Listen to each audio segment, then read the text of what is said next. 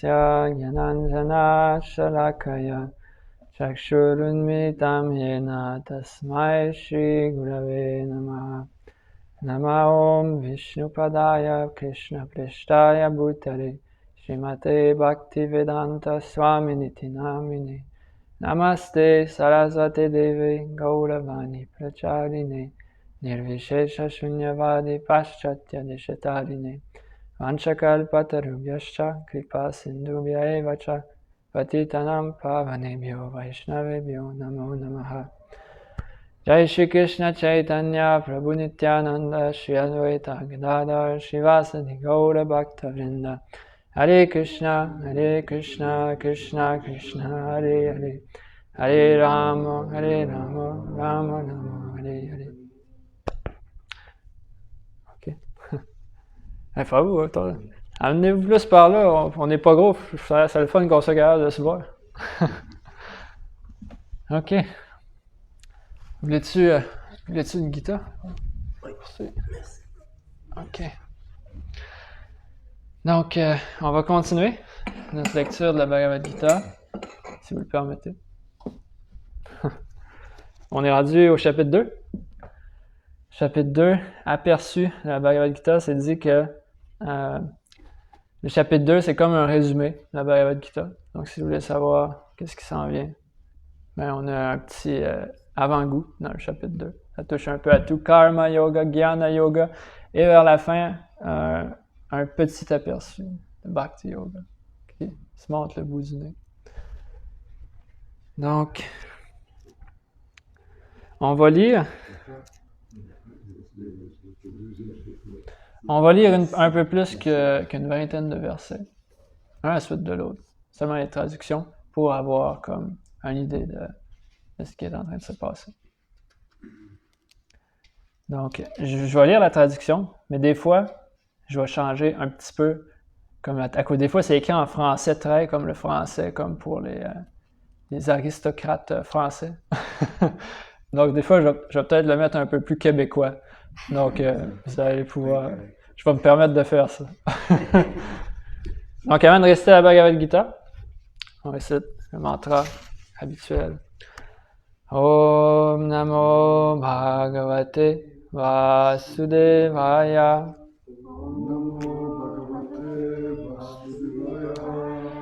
Om Namo Bhagavate Vasudevaya. Om Namo Bhagavate Vasudevaya.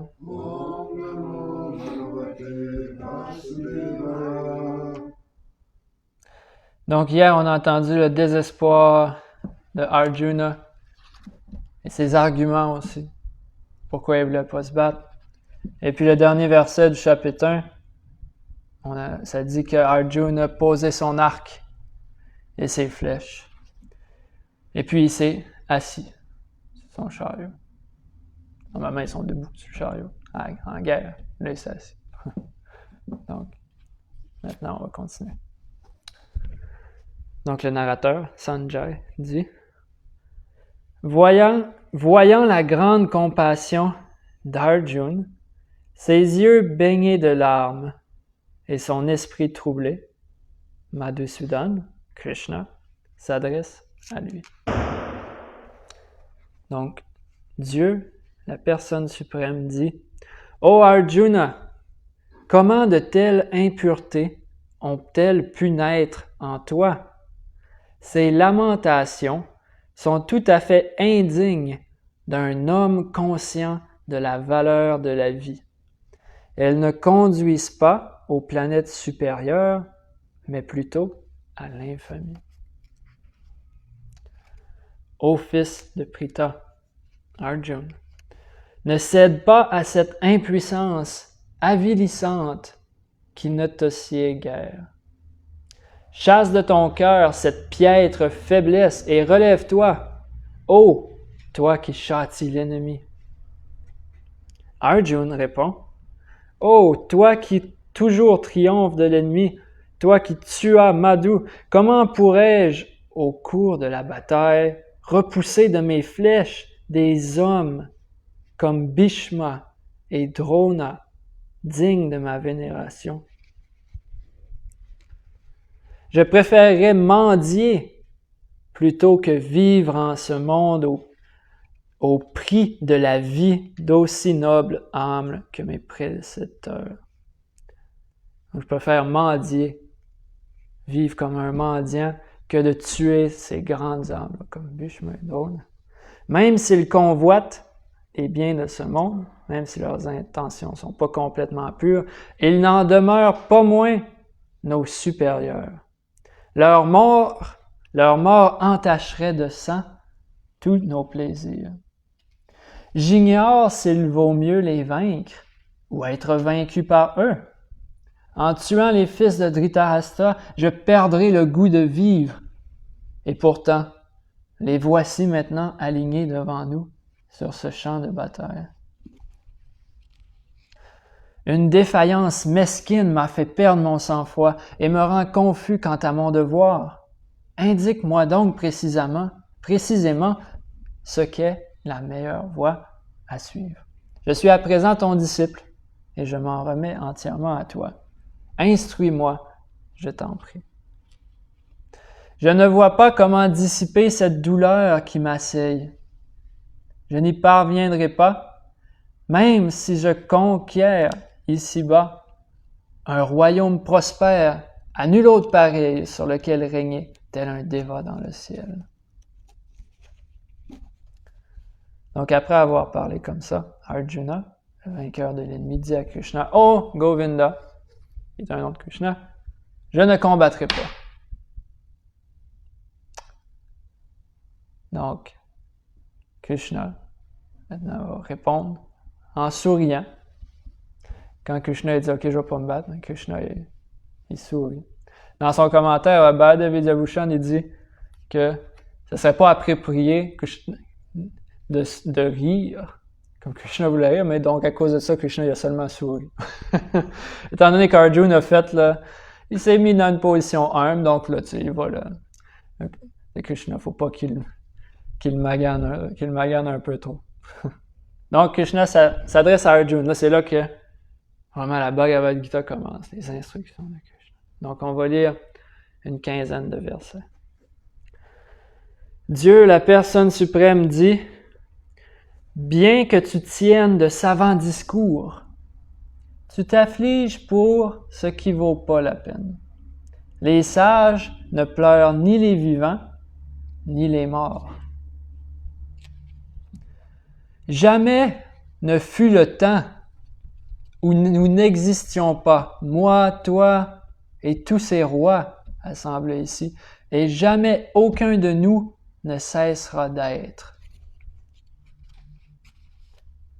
Au moment de la mort, l'âme change de corps, tout comme elle est passée dans le corps précédent, de l'enfance à la jeunesse et de la jeunesse à la vieillesse. Le sage n'est pas troublé par ce changement. Éphémères, les joies et les peines de ce monde, comme les étés et les hivers, vont et viennent au fils de Kunti. Elles procèdent de la perception des sens aux descendants de Bharat et il faut apprendre à les tolérer sans en être affecté. Ô meilleur des hommes, Arjuna, celui que n'affecte ni le bonheur ni le malheur et qui demeure imperturbable en présence de l'un ou l'autre est certes digne de la libération. Ceux qui voient la vérité ont conclu, après avoir étudié leur nature respective, à l'impermanence du non-existant, le corps matériel, et à l'immuabilité de l'éternel, l'âme spirituelle. Donc ceux-là les sages qui ont vu la vérité, ils comprennent que l'âme spirituelle, elle est éternelle et que le corps matériel est temporaire. Sache que ce qui pénètre le corps tout entier, l'âme, est indestructible. Nul ne peut détruire l'âme impérissable. Le corps matériel de l'âme indestructible, éternelle et sans mesure, est voué à une fin certaine. Donc le corps matériel de l'âme. Pas l'âme. Le corps est voué à une fin certaine. Fort de ce savoir, combat aux descendants de Baath. Ceux qui pensent que l'âme peut donner la mort ou elle-même périr sont des ignorants. Elle ne peut ni tuer ni être tuée. Jamais l'âme ne naît ni ne meurt. Elle n'a jamais de commencement et n'en aura jamais. Non née, éternelle, immortelle et primordiale, elle ne périt pas avec le corps. Comment une personne qui sait que l'âme est indestructible, éternelle, non née et immuable, pourrait-elle tuer ou faire tuer? De même qu'on se défait d'un vêtement usé pour en revêtir un neuf, l'âme abandonne l'ancien corps devenu inutile pour en prendre un nouveau. Aucune arme ne peut fendre l'âme, ni le feu la brûler, l'eau ne peut la mouiller, ni le vent la dessécher. L'âme distincte est indivisible et insoluble, ni le feu ni le vent n'ont de prise sur elle. Immortelle, partout présente, inaltérable et fixe, elle reste éternellement la même. L'âme est dite invisible, inconcevable et immuable. Sachant cela, tu ne devrais pas t'apitoyer sur le corps.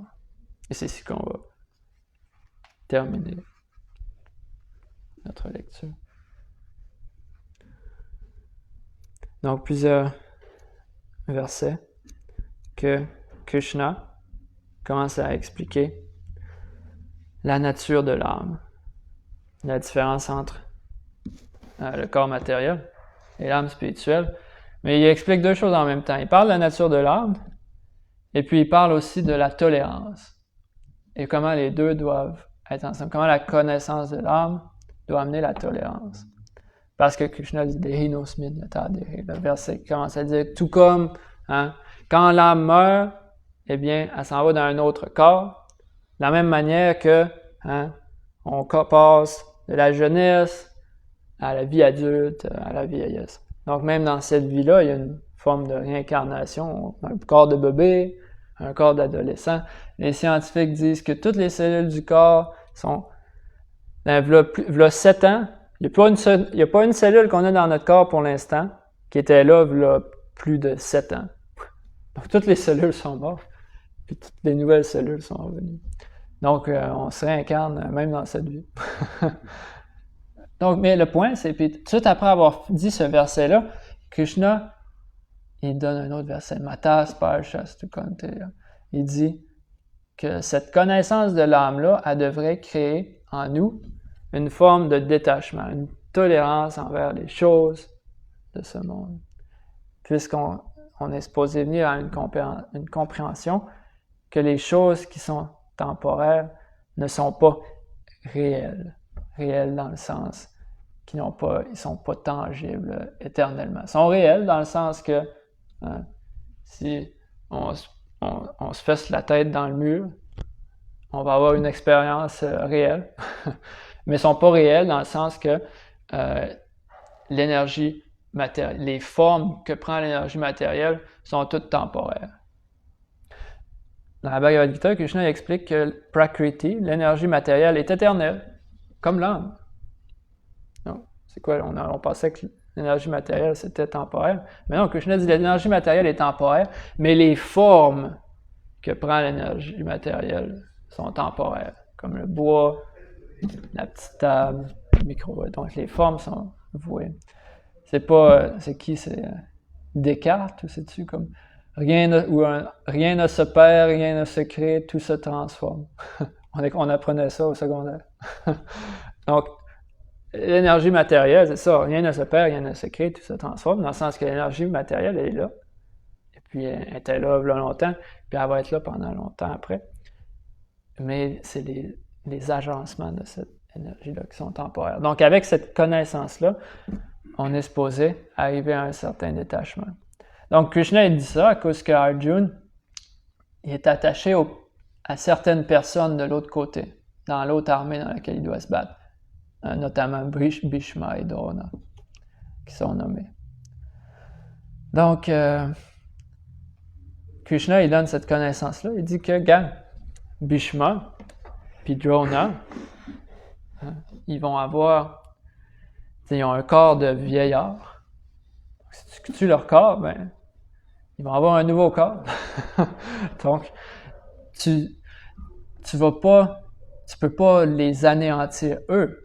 Et puis Krishna, c'est ça que les acharyas expliquent aussi dans leurs commentaires, c'est que, étant donné que c'est des si bonnes âmes, Bhishma et Drona, ben, tu dois pas t'inquiéter pour eux, parce que selon la loi du karma, eh bien, ils vont aller dans une situation favorable dans le futur. Donc, mais la seule chose qui faisait mal à Arjuna, c'était son attachement à ces personnes-là. Mais pas nécessairement. Mais lui, sa considération était centrée sur lui et puis sa relation avec eux. Donc, mais là, donc Krishna commence par lui dire que c'est pas eux qui vont se faire anéantir, mais ce qui va se faire anéantir, c'est la relation qu'il y a entre les deux. Ça, on peut pas le nier. Il y a quand même la relation. Parce que eux, quand le corps est anéanti, bien l'âme sort du corps et selon les lois du karma, va dans une situation appropriée selon les actions passées. Donc, Krishna donne plusieurs versets comme ça, parlant de la nature de l'âme, et en même temps des versets qui parlent de la tolérance, et même un verset qui dit, verset 15, qui dit que celui-là qui arrive à cette tolérance-là, qui vient de cette connaissance de l'âme-là, eh bien, celui-là qui tolère les joies et les peines de ce monde, il devient éligible à la libération.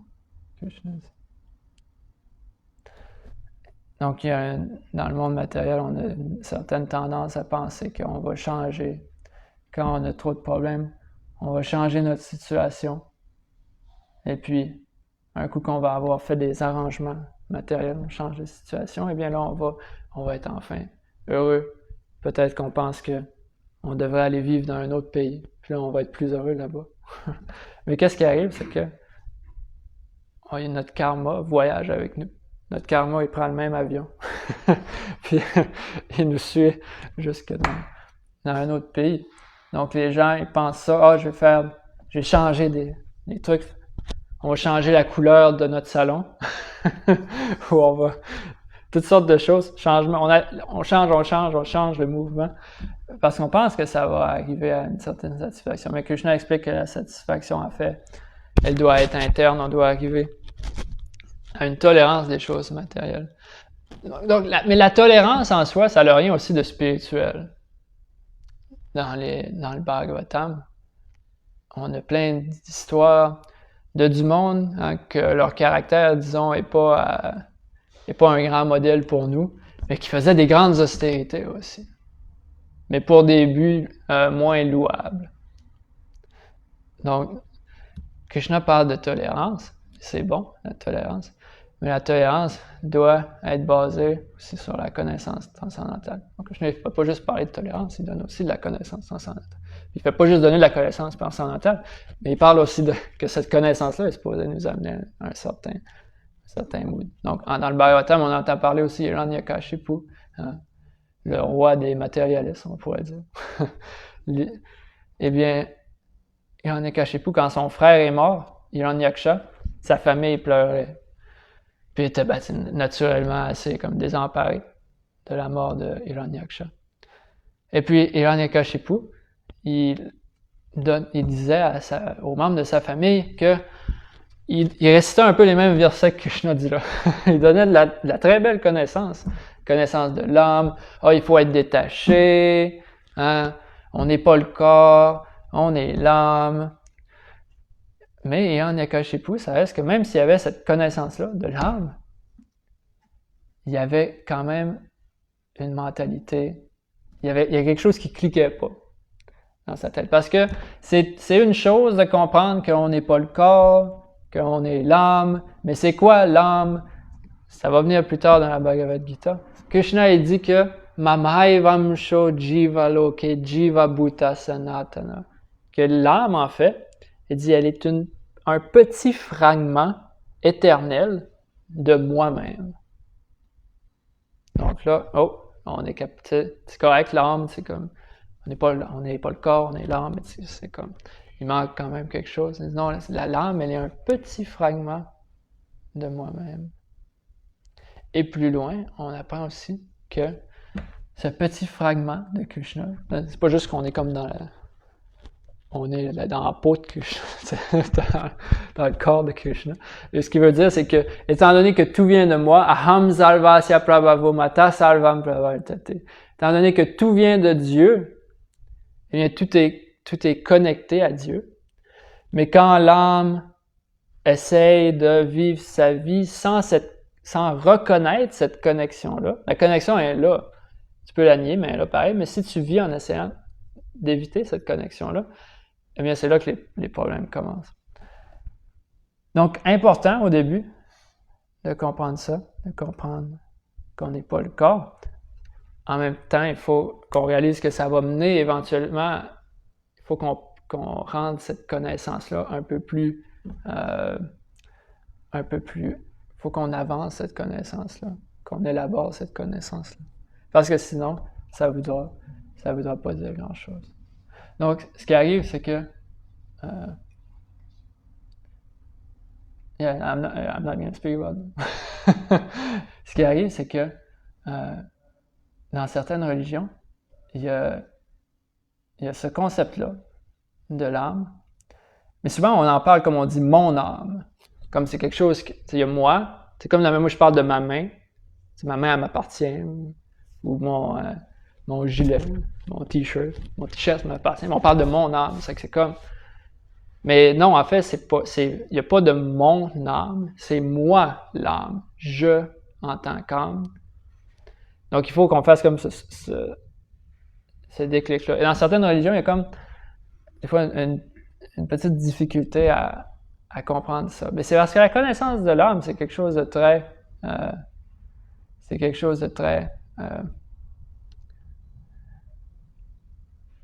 pas quelque chose qui est arrivé facilement dans la Bhagavad Gita. Krishna dit « Manushyanam sahasreshu » Des milliers de personnes essaient d'arriver à la libération. C'est quoi la libération? La libération, c'est la connaissance de soi. La connaissance de l'âme comme étant complètement séparée de l'énergie matérielle. Et non seulement ça, mais d'agir de cette façon-là, d'agir avec cette connaissance-là. On dit qu'il dit ça. Il y a des milliers de personnes.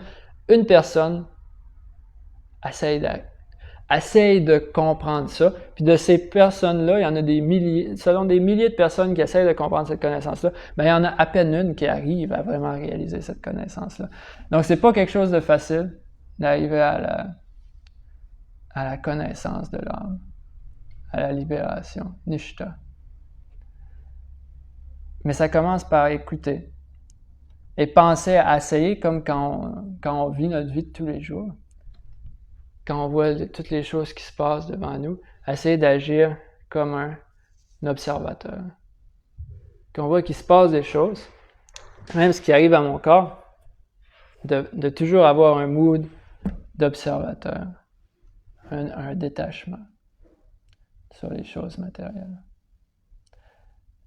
Donc c'est ça que Krishna commence à dire à Arjuna, que il faut comprendre qu'on est l'âme, il faut comprendre qu'on n'est pas le corps, et que cette connaissance-là doit amener à un détachement. Et on l'entend encore et encore, et c'est dur à appliquer, parce que l'énergie matérielle est là, l'énergie matérielle est très forte. Et c'est pour ça que même à la fin du Bhagavatam, on parle de la Bhagavad Gita, mais le Bhagavatam, c'est comme toute une autre histoire. Après 7 jours à s'être fait instruire sur le bord d'une rivière sacrée, le roi Parikshit, il entendait toutes les instructions de son maître spirituel, Shukadev Goswami. Et après avoir entendu tous les lilas, même, du 10e chant, dans le dernier chapitre que Shukadev il parle à Parikshit avant que Parikshit meure, il lui dit la moitié des versets de ce chapitre-là, qui est un court chapitre, il lui dit des versets qui sont très similaires à ce que Krishna est en train de dire à Arjuna. Après avoir passé toutes les lilas de Krishna, ramène ce point encore là. Ce point qu'on n'est pas le corps matériel et qu'on est l'âme. bien que toute cette société-là, tout ce qui nous arrive, c'est comme, genre, ça nous encasse dans le concept qu'on est le corps, parce qu'on a faim, puis là, on nourrit le corps, puis là, on prend soin du corps, puis là, on lave le corps, puis c'est correct, ça ne veut pas dire qu'il ne faut pas nourrir le corps. De la même manière qu'on met de l'essence dans notre voiture, de la même manière qu'on fait notre changement d'huile. Mais tu sais, quand il y a du monde qui trippent tellement sur le char, qui sont toute la journée à prendre soin de leur char, puis qui mettent des photos de leur char sur Facebook, puis sur les réseaux sociaux, ben on se dit, cette personne-là, ça va pas bien. Hein? Ça va pas bien dans sa vie, parce que son bonheur, c'est sa voiture. Mais de la même manière, celui qui pense que le bonheur, c'est le contact de nos sens aux objets des sens, ben, il ne sera jamais capable d'être satisfait. De la même manière que lui, ça c'est un niveau un peu plus grossier, celui-là que sa vie, c'est sa voiture. Mais le principe est le même. Donc, réaliser qui on est et agir en fonction de cette identité-là. Donc, c'est comme ça que Krishna introduit la Bhagavad Gita. Et dans la prochaine section de la Bhagavad Gita, là, étant donné qu'il lui a donné cette connaissance-là, là, il va lui dire comment est-ce qu'il devrait agir. Et là, il commence à expliquer Nishkama Karma Yoga. Agir en essayant d'être détaché du résultat de nos actions. Et ça, c'est un procédé qui est fait pour nous purifier, pour qu'éventuellement on soit capable de réaliser cette connaissance-là. Dans le chapitre 3, la Bhagavad Gita, ça va traiter un peu plus de ça. Ça va parler de comment, pour vraiment comprendre cette connaissance-là, au préalable, il faut qu'on agisse d'une certaine façon. Donc, on entend parler de l'exemple de celui-là qui s'éloigne des objets des sens, mais qui continue à méditer sur les objets des sens, parce que son intelligence n'est pas purifiée. Et puis, donc, Krishna, il recommande que c'est mieux de ne pas se retirer complètement des objets des sens, aller vivre dans une forêt, dans une cave, dans une grotte pour méditer. Il dit, si tu n'as pas bien passé par le procédé qui s'appelle Nishkama Karma Yoga, et que tu t'es pas fait purifier par agir, faire ton devoir selon les Écritures sans être attaché au résultat, eh bien, ça va être difficile de réaliser cette connaissance-là. Donc, premièrement, il dit ça, on essaie d'agir en étant détaché du résultat de nos actions. Et ce type d'action-là va nous amener à un état de purification dans lequel on est capable de comprendre cette connaissance-là. Puis après, il y a plusieurs niveaux de karma yoga. C'est nishkama, comme ne pas être détaché du résultat de ses actions, c'est une affaire. Mais après, ça va être expliqué qu'il y a le karma yoga qui est plus dans la sphère du bhakti yoga. Donc, c'est pas seulement être détaché, faire de quoi, puis je suis détaché, mais faire de quoi avec un but et une conscience spirituelle. Donc, faire de quoi avec dévotion pour Dieu, pour Krishna. Donc, ça, c'est ce qui est un niveau plus haut de Karma Yoga. Donc, ça, c'est quelque chose qu'on va toucher dans le prochain chapitre. Dans ce chapitre-là, un peu plus dans les versets qui s'en viennent, mais ça va être élaboré dans les prochains chapitres. Parce que c'est quelque chose de difficile à comprendre. Au début du chapitre 3, Arjuna demande à Krishna, il dit « Mais là, tu me donnes la connaissance de l'âme, tu sais, comme de la même manière, le même type de connaissance que les sages donnent dans la forêt, c'est comme un peu le mot des Upanishads. C'est pour ça que ce chapitre-là est appelé par Baladev Vidyabhushan Sankhya Yoga, le chapitre 2. Donc Sankhya, c'est de la connaissance, être capable de tout catégoriser, donc c'est quelque chose d'assez intellectuel. Et puis, donc, là, Arjuna, il reçoit cette connaissance-là, mais en même temps, Krishna dit qu'il faut qu'il se batte. Puis là, il devient comme mélangé. Tu sais, Krishna dit, là, on peut pas tuer ou se faire tuer. Tu sais, toute cette belle philosophie-là. Après, il dit, OK, il faut agir. Puis au chapitre 3, Arjuna demande, ouais, mais là, tu veux-tu que j'agisse ou que tu veux que je renonce? C'est comme plus clair pour lui. Puis là, Krishna, elle l'instruit. Puis là, au début du chapitre 5, Arjuna demande, ouais, mais là, tu veux-tu que que j'agisse ou que je renonce encore? Il y a comme la même question à cause. C'est quelque chose qui est difficile à comprendre. C'est quoi agir de façon spirituelle? C'est ça qu'on parlait un peu hier, que c'est un peu paradoxal, la Bhagavad Gita, que c'est Dieu qui dit à quelqu'un qu'il faut que tu te battes. Donc c'est difficile à comprendre comment on applique ça dans notre vie. De la même manière qu'Arjuna, il y avait de la difficulté à comprendre. Il y avait l'impression que ce que Krishna disait, c'était un peu contradictoire. Tu sais, plein de versets qui parlent de renonciation, puis là, on entend ça, puis on a juste, on sent, on voudrait juste sortir avec un set de vêtements, puis partir quand le soleil se lève, aller vivre sur le bord d'une rivière. Mais non, c'est pas aussi simple que ça. Comme on disait au chapitre 3, Krishna dit, tu peux t'éloigner des objets des sens, mais continue à méditer ces objets des sens. Puis il dit, si tu fais ça, il dit, t'es un simulateur ou t'es un hypocrite. C'est que là, on veut pas être des hypocrites. Là. On veut pas être un hypocrite. On veut faire notre devoir. Mais comment est-ce qu'on fait notre devoir quand l'énergie matérielle est tellement forte, le monde matériel, que ça en va dans une direction, voilà, comme on va avec le flow. Mais comment est-ce qu'on fait pour agir sur la plateforme spirituelle? C'est quelque chose que même chapitre, comme on dit, début du chapitre 3, début du chapitre 5, puis même début du chapitre 18, Arjuna, à la fin de la Bhagavad Gita, il demande des clarifications sur ça, sur c'est quoi l'action spirituelle, l'action qui va pas nous enchaîner dans le monde matériel. Tout le monde essaye de faire ça dans ce monde-là. Le monde, ils font des retraites vipassana, de méditation silencieuse pendant 10 jours. Ils ont essayé de contempler le mental, c'est quoi qui se passe avec ce mental-là. Puis tout le monde essaye de... il y a du monde qui essaye pas aussi, qui sont juste complètement pris là-dedans, mais il y a toutes les personnes qui s'attachent à certaines pratiques spirituelles, ils essayent d'arriver à cette paix-là, mais on a souvent cette conception-là que c'est en se détachant, mais c'est quoi que ça veut dire le détachement? C'est ça que je te dis, tu peux te détacher physiquement, mais tu restes attaché mentalement. On peut pas se cacher nulle part, on peut pas. Donc, qu'est-ce qu'on fait? Comment on fait pour ça? Donc, c'est un sujet qu'on va entendre parler à répétition dans la Bhagavad Gita. Mais ça commence ici, au moins, par la réalisation. Au moins, entendre dire que on est différent que le corps. Le corps est matériel et temporel, l'âme est éternelle et spirituelle. Et se faire dire que autant que possible, on devrait essayer de tolérer les choses dans ce monde-là. Pas penser qu'on va se créer une situation parfaite. Au moins comme si on s'ancre dans ces deux conceptions-là.